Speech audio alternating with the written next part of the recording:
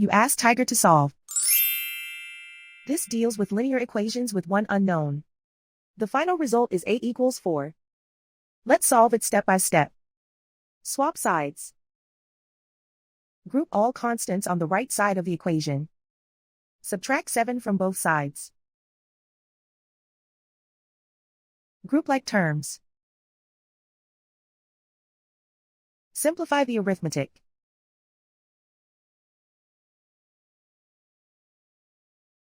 Isolate the a. Divide both sides by -3. Cancel out the negatives. Simplify the fraction. Cancel out the negatives. Find the greatest common factor of the numerator and denominator.